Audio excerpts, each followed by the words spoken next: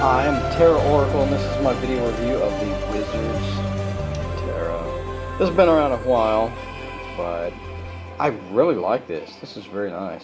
Now, I got this mainly because of this book here, which is also by Kenner, Tarot and Astrology. And I'll do a separate review on this book, but it is absolutely amazing.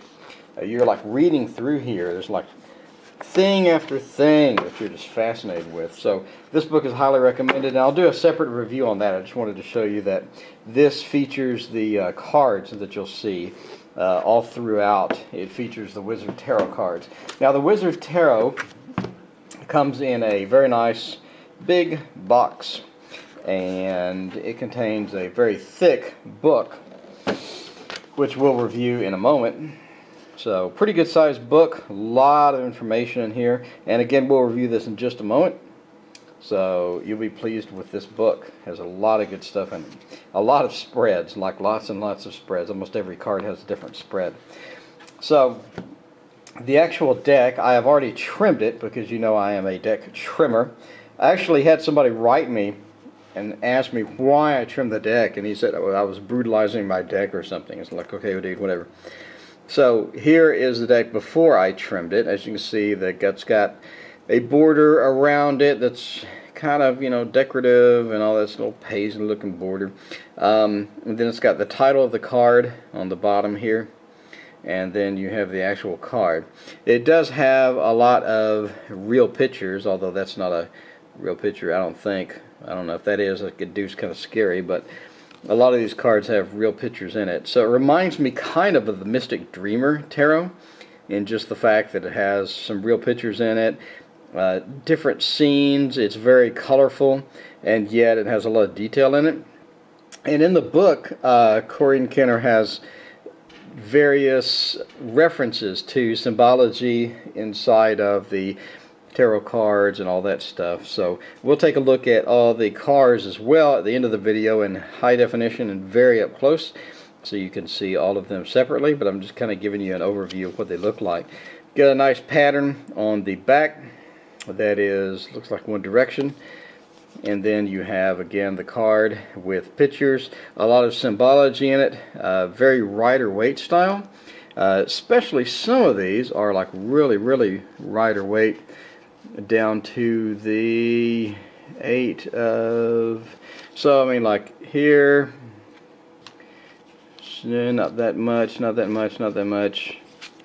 Here, definitely Rider-Waite style.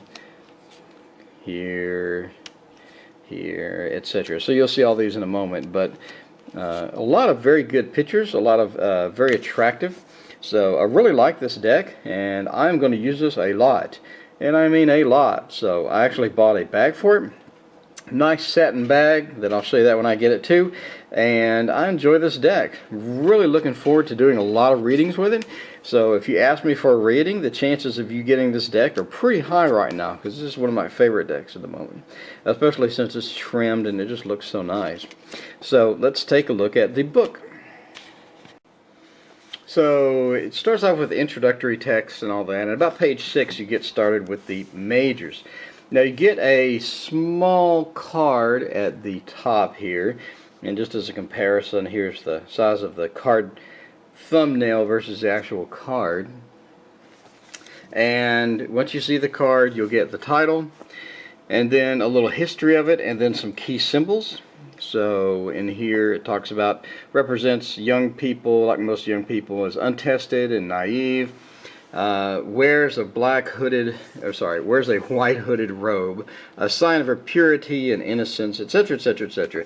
I mean, Corrine Kenner is just a natural born awesome writer to begin with, as you can tell from her other books, which I absolutely love, by the way.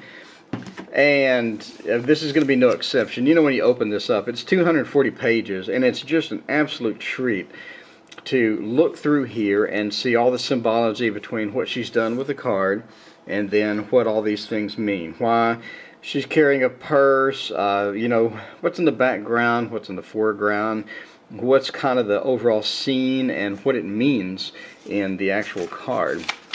So as you can see, I mean, this is the Fool, renamed to the Initiate. So you have like 1, 2, 3, 4, like 4.5 pages for one of the major cards. I mean, that's a lot of information. So nice, bulleted out. You get to get all the information here. It talks about the Hebrew alphabet. The Hebrew alphabet. Talks about the Mandrake Academy.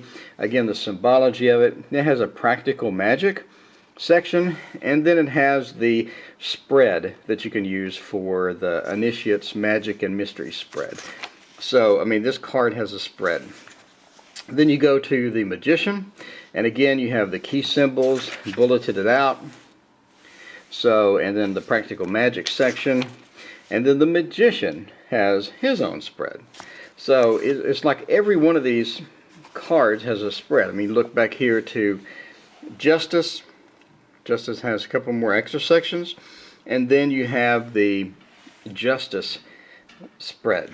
So there's a ton of spreads in here. If you're a spread collector, then you're going to have quite a bit of stuff. I mean, you have the Transfigurations Past Life spread. It seems like every card has a spread. It's kind of cool. And then you get to the Star. And then you have the Astrology of Tarot cards here, which covers some of the same material as her Tarot and Astrology book, which is kind of nice. It's a nice little review. So you have some information there, a lot of stuff. Then you have a Zodiac spread, and then it goes through the rest of them. Now you go to the minor cards, and you have less text. So you have the preview, and then some little information, some key symbols on the minor card, and then more key symbols. So, so you have a little less information than what you have on the majors for the minors.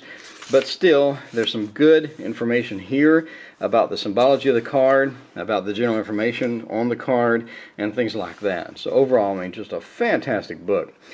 Now, the minors do not have a spread for each of the cards, but it seems the majors, all of them, maybe all of them, have a spread for each. So it's kind of cool. And then at the end, she talks about the royal families.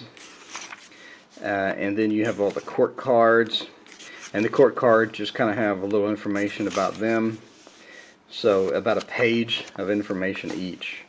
So court cards are well covered as well. So awesome book, awesome to read through and get her symbology about all the different cards that she has in here. And again, I mean, she is such an excellent writer that the book just reads like almost like a novel. I mean, you're just looking through and you find one interesting thing after the next interesting thing. I mean, overall, you'll be very pleased with the book, and it's something that you'll pick up and actually read. I know a lot of the big books that come with these are kind of a bore to read if you already know the symbology for some of the stuff, or if you already know the definition of the cards. But this one, because she's such a good writer, is excellent read and very enjoyable. So I enjoyed the book very much. Now let's take a look at the cards.